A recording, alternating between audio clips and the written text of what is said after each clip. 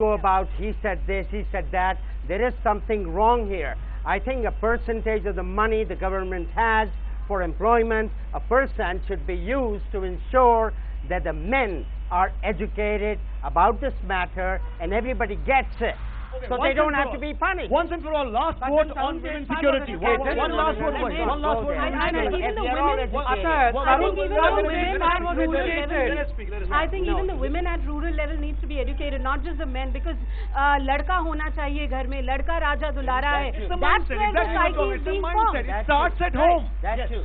So I think, when we talk about root cause analysis, I think it's both the men and women who need to be educated, and there has to be gender sensitization. Absolutely. Atar, remember, though it is an English channel and mostly educated, just a second. That's a good point. Fair enough, yes. Remember, Atar, one thing, though this is an English channel, most of the elites will be watching it, but remember, do not shift the blame of rape to the uneducated mass. Even the educated are responsible for it. More than education, see to it. See to it is a punishment. Nobody's shifting. Nobody's shifting. I'm not shifting. My only point is, we've talked about women's security. We've talked about the economy. We've talked about education. We've talked about job creation. I have 5 minutes left on the show. What does the youth in this audience want to talk about? Think about the question. My friend has a question. Yes, what's your name? Hi, my name is Ruby, and my question is to Raghav as well as Raghav,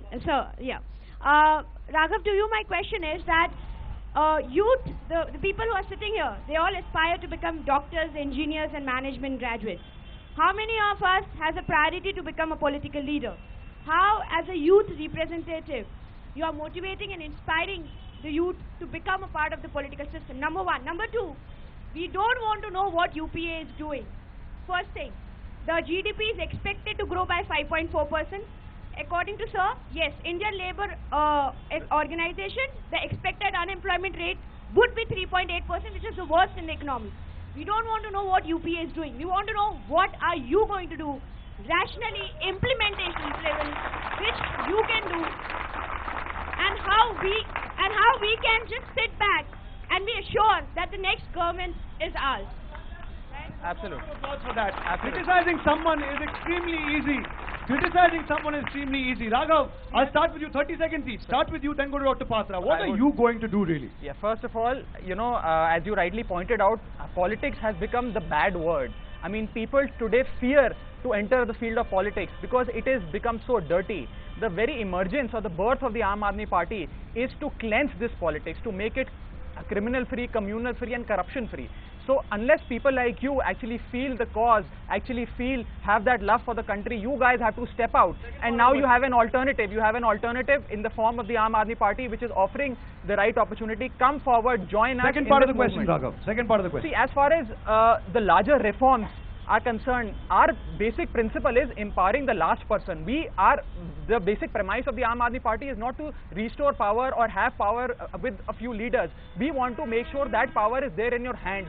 We talk about a concept of decentralized system of governance, and even after the day, I mean, we can have a long chat about it, what it exactly means. It means that all the decision-making power I will not would give you be pointers handed over right to you. now. After the show, No, he'll give you because pointers. it's a long process. All I'm saying is that the decision-making power of which has an impact on your livelihood would be with you. The fund functionaries would be with you. Someone said, how many of you would jump into politics for a cause? How many of you would want to go into politics? How many? Now that's about 7 people right there, Dr. Patra. 7 people out of this young, bright lot want to be politicians. What does that say about our polity? First and foremost, you had 2-part question. Let me answer the first part. Look, I am a doctor, I am a surgeon. I qualified my Union Public Service Commission thereafter, UPSC servant. And then I left my service also, which was a well-paying, a respectable service. I left that to be in BJP, to serve Bharatiya Janata Party, and my party has given me this position. So I believe, and I do not belong to any dynasty politics. None of my parents, none in the family are in politics. That speaks volumes about our political party. Where a chaiwala can become a prime minister aspirant, any young man, any one of you can become the tomorrow's prime minister aspirant in this political party. Second answer to the second question is, look, you are very important in pointing out the fact that there is a statistical data that the UPA has not performed, and you do not want to know what the UPA does. You wanted to know what we do. But remember, friend, one thing. You have to know what the UPA has not done. What it has not done should be done. And what the UPA has not done is, it has not phrased the policies when they should have been phrased. And that is what was termed as policy paralysis. We will not let that happen. Okay. And that's what Okay, so you won't let that happen. Very quickly, Nasir, before I come to Raghav, Chaddha, yeah, there was an issue on my mind a while ago, and I don't work for anybody. I'm not with any party, so I'm really neutral, which is a blessing. But what I wanted to say, for God's sake, whoever comes to power, please ensure that you do not bring in the communal angle. Whoever you are, Congress, BJP, Aam Aadmi, for God's sake. No communal politics, be it the BJP or the Congress or the AAP or whoever. God doesn't need any political leaders to threaten, to cut off arms, shoulders, etc. We do not need that in our country. Our country should be peaceful. God doesn't want it. He's not a petty man or a being. I mean, imagine the master of the universe needs guys like us and our politicians to uphold dharma, whichever it is. Islam, Christianity, blah, blah, blah. He doesn't need it. So please just remove it and have it punishable. Hugely punishable. Absolutely. Raghav Chaddha, 30 seconds to you before I go to the audience and conclude the show. Yes, you can clap louder if you want. There's no restriction on clapping, right? In lead. Raghav, like my dear friend from the BJP said that he's left his job and he's here to serve the Bharatiya Janata Party. I have left my profession, but I'm here to serve the country. That's the difference. That is the difference that I'm talking about. And speaking of dynastic politics and criminalization of politics, we have this ingrained in our constitution of the party that no criminal would be offered any position of an office bearer or a candidate, and number two, no person from the same family would also be offered any position in the party. So the party is extremely fresh. It is the party of the youth, and people like you should come forward and serve the country. Forget the Aam Aadmi Party. Okay, you should come forward and serve the country. Raghav Chaddha, you made your point. Last words, closing comments from Khushboo.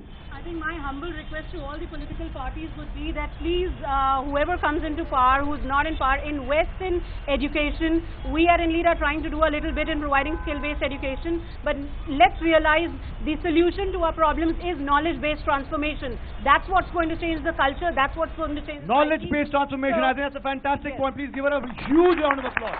Knowledge-based transition and education. I'm afraid I'm run short of time on this particular program, but I do want to finish strong. I want to finish with voice votes. I will name 3 issues and that you will reply to me by the loudness of your voices. On which level does that particular issue resonate with you as far as these elections are concerned? Remember, the more important the issue is to you, the louder your voice vote will be. Number 1, corruption. Communalism. Yes. That's fantastic. One more issue I have. The economy. Yes. And last but not the least, no criminals in our politics. Who agrees? Yes. INLEAD, many thanks for giving us the space. I thank your management and I thank you. Give yourselves a huge round of applause. This is Campus Connect. Nasir, Abdullah, many thanks for coming here. Dr. Sambit, Patra, Khushboo, Singh, as well as Raghav Chaddha.